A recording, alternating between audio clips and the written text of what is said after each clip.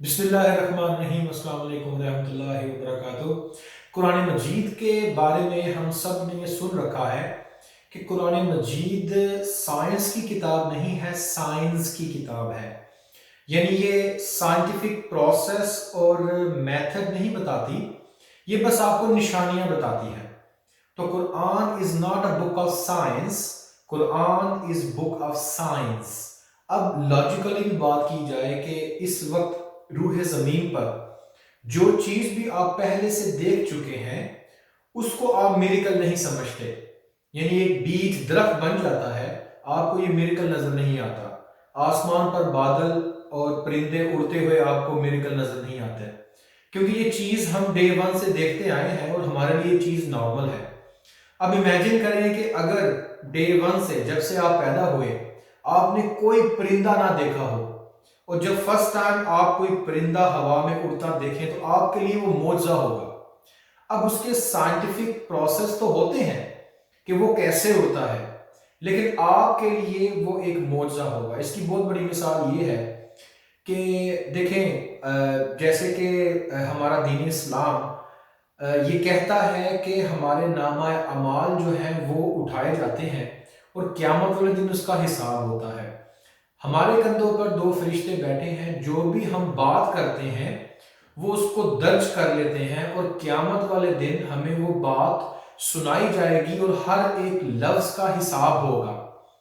اب اس زمانے میں کہ جب یہ حکم نازل ہوا اور جب یہ نالج عام ہوا تو دیکھا جائے تو یہ کوئی لاجیکل بات نہیں تھی کہ کیسے ممکن ہے کہ ایک بات جو ہم بول دیں وہ بات کہیں درج ہو جائے اور ہم دوبارہ اس کو سن سکیں۔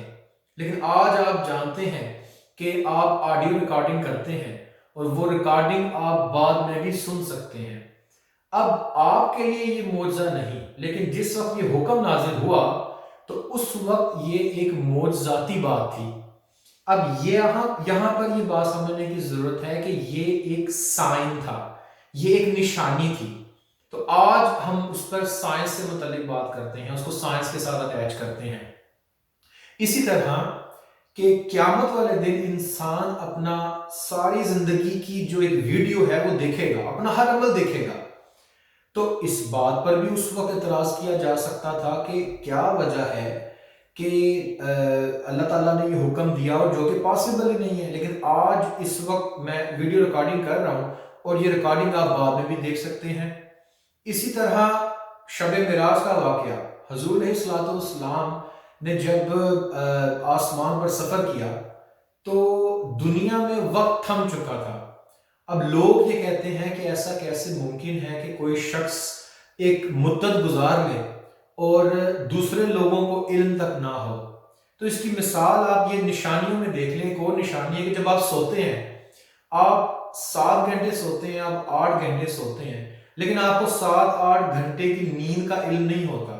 آپ کو یہی لگتا ہے کہ جیسے آپ کے 2-3 گھنٹے گزرے ہیں، لیکن دنیا تو 7-8 گھنٹے گزار چکتی ہے۔ اسی طرح حضور علیہ الصلوۃ والسلام نے بے شمار مقامات پر یہ ثابت کیا، جیسے ایک جنگ کے دوران حضور علیہ الصلوۃ والسلام یہ بتاتے رہے کہ اس وقت جنگ کے حالات کیا ہیں۔ تو آج ہم لائیو سٹریمنگ کے تھرو ایک جگہ سے بیٹھ کر دوسری جگہ لائیو سٹریمنگ کے تھرو ہر چیز واچ کرتے ہیں۔ تو بتانے کا مقصد یہ ہے کہ قرآن مجید بھی ایک ایسی ہی نشانی ہے۔ تو قرآن مجید میں بے شمار سائنز ہیں کہ جس کو سمجھنے کی ضرورت ہے۔ اب قرآن مجید میں بے شمار چیزیں ایسی بھی ہیں جو آج سائنٹیفکلی ثابت ہو چکی ہیں، لیکن یاد رکھیے مسلمان ہونے کے ناطے جب بھی ہم قرآن مجید اور دین اسلام کی کسی بھی چیز کو سائنس کے ساتھ ملانے کی کوشش کرتے ہیں تو ہمیں بہت کیئرفل ہونا پڑتا ہے، کیونکہ سائنس کی ایک مدت ہے اور یہ بغیر کسی عالم کے، بغیر کسی امام کے اس چیز کو پھیلانا نہیں چاہیے کہ دیکھیں یہ چیز سائنس سے ثابت ہے اور یہ قرآن مجید میں پہلے سے لکھی جا چکی ہے۔ تو قرآن مجید بھی ایک نشانی ہے اللہ تعالیٰ کی۔ آج آپ دیکھیں کہ پچھلے 2 سال سے پوری دنیا میں کرونا وائرس کے نام سے جو وبا پھیلی ہے، تو یہ انسانیت کو ایک جھٹکا ہے۔ اب کوئی نبی نہیں آنے والے، اب یہی نشانیاں ہیں کہ جس سے ہمیں اپنے آپ کو اور اپنی زندگیوں کی اہمیت کو سمجھنا ہے۔ میں ایسے بے شمار لوگوں کو جانتا ہوں کہ جو خدا کا انکار کرتے تھے، جو ریلیجن سے دور تھے، لیکن اس چیز نے ان کو مجبور کر دیا اس چیز کے لیے کہ وہ مانیں کہ کوئی نہ کوئی ذات تو ہے، اور یہ کوئی ایموشنل یا کوئی سبجیکٹیو اوپینین نہیں ہے۔ آج کل چونکہ میڈیا، سوشل میڈیا اور ہماری انفارمیشن کا ہر سورس جو ہے وہ جھوٹ سے بھرا پڑا ہے، تو اس لیے ہمیں سچ کو جاننے کے لیے ان سب چیزوں کو کھنگالنا پڑتا ہے، تو پھر جا کے ہم حق سچ کی طرف جاتے ہیں۔ لیکن مسلمان ہونے کے ناطے ہمارا بڑا سمپل کرائٹیریا ہے کہ اللہ تعالیٰ کی ذات پر بھروسہ رکھا جائے، اللہ تعالیٰ سے ہدایت مانگی جائے، اور پھر اپنی کوشش کے لیے قدم اٹھایا جائے۔ اللہ تعالیٰ ہمیں دین اسلام کی اصل پر عمل کرنے کی توفیق عطا فرمائے۔ السلام علیکم ورحمۃ اللہ وبرکاتہ۔